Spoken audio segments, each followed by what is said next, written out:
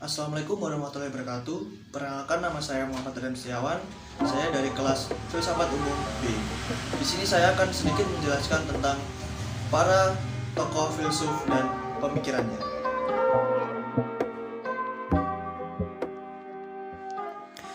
Tokoh filsuf yang pertama yaitu Thales.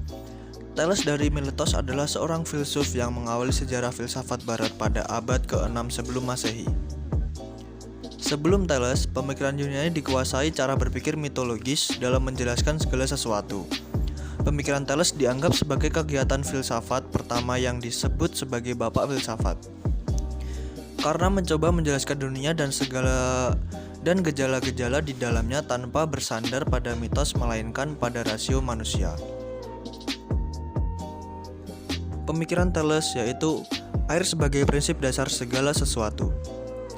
Air menjadi pangkal, pokok, dan dasar dari segala-galanya yang ada di alam semesta.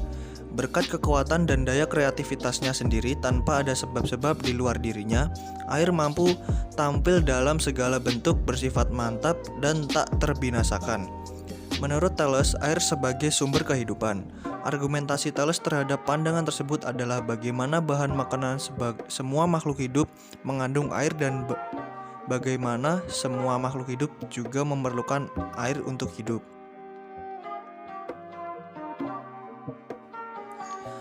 Tokoh filsuf yang kedua yaitu Anaximandros. Anaximandros adalah seorang filsuf dari mazhab Miletos yang merupakan murid dari Thales.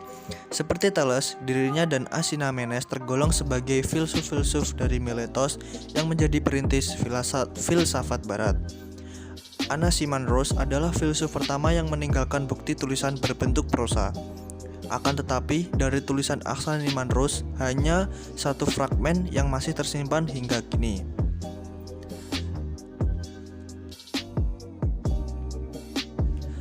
Pemikiran Anaximandros yaitu to aperion sebagai prinsip dasar segala sesuatu. Meskipun Anaximandros merupakan murid Thales, tetapi ia menjadi terkenal justru karena mengkritik pandangan gurunya mengenai air sebagai prinsip dasar segala sesuatu. Menurutnya, bila air merupakan prinsip dasar segala sesuatu, maka seharusnya air terdapat di dalam segala sesuatu dan tidak ada lagi zat yang berlawanan dengannya. Namun kenyataannya, air dan api saling berlawanan sehingga air bukanlah zat yang ada di dalam segala sesuatu.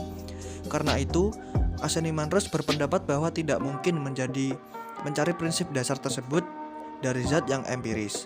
Prinsip dasar itu haruslah pada suatu yang lebih mendalam dan tidak dapat diamati oleh panca indera. Anaximandros mengatakan bahwa prinsip dasar segala sesuatu adalah to aperion.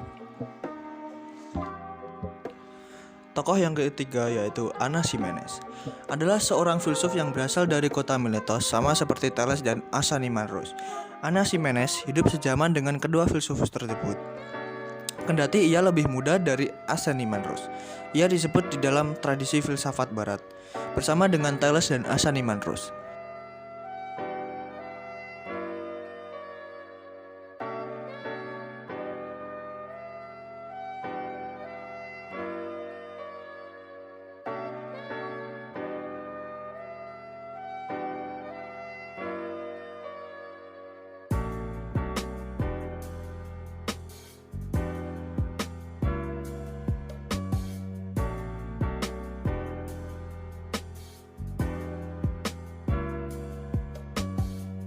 Tidak seperti air yang tidak terdapat di api, pemikiran Thales, udara merupakan zat yang terdapat di dalam semua hal, baik air, api, manusia, maupun segala sesuatu. Karena itu, Anaximenes berpendapat bahwa udara adalah prinsip dasar segala sesuatu. Udara adalah zat yang menyebabkan seluruh benda muncul, telah muncul, atau akan muncul sebagai bentuk lain. Perubahan-perubahan tersebut berproses dengan prinsip pemadatan dan pengenceran. Bila udara bertambah kepadatannya, maka muncullah berturut-turut angin, air, tanah, dan kemudian batu. Sebaliknya, bila udara mengalami pengeceran, maka tidak timbul adalah api. Proses pemadatan yang mengencerkan tersebut meliputi seluruh kejadian alam, sebagaimana air dapat berubah menjadi es dan uap, dan bagaimana seluruh substansi lain dibentuk dari kombinasi perubahan udara.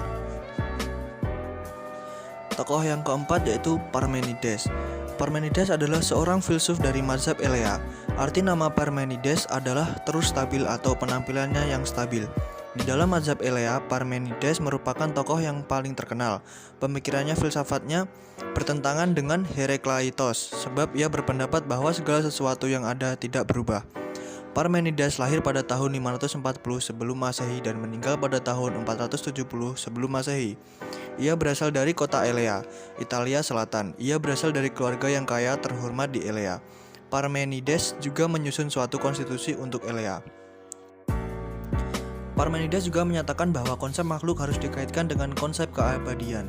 Argumen untuk menjelaskan ini adalah bahwa jika makhluk diubah menjadi sesuatu yang lain, maka itu tidak lagi. Itu berhenti menjadi, jadi itu menjadi tidak ada, dan ini tidak mungkin. Jadi menurut Parmenides, makhluk tidak berubah atau bertransformasi dengan cara apapun, tetapi selalu sama dengan semua perluasan dan konstitusi. Tokoh yang kelima yaitu Herakleitos. Herakleitos dari Efesus adalah seorang filsuf Yunani kuno prasokratik yang tidak tergolong mazhab apapun. Meski dapat digolongkan lewat asal munculnya sebagai pemikir mazhab Lonia atau filsuf yang muncul di wilayah Asia Minor termasuk Thales, Anaximandros, Anaximenes, dan Xenopanes, di dalam tulisan-tulisannya ia justru mengkritik dan mencela para filsuf yang ada pada zaman tersebut, seperti Homeros, Archijokos, Hesiodos, Pythagoras, Xenopanes, dan Hekataios. Meskipun ia berbalik dari ajaran filsafat yang umum pada zamannya, tetapi bukan berarti ia sama sekali tidak dipengaruhi oleh filsuf-filsuf itu.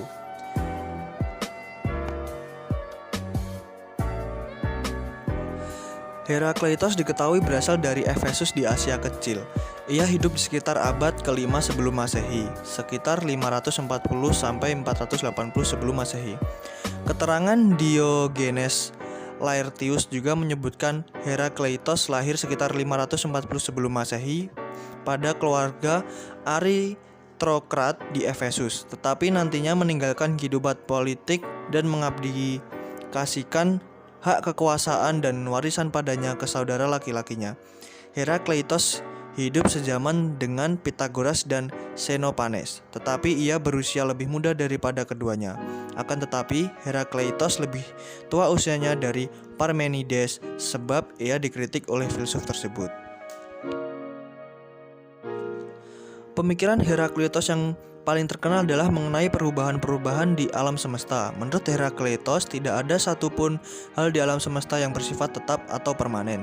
Tidak ada sesuatu yang betul-betul ada, semuanya berada di dalam proses menjadi.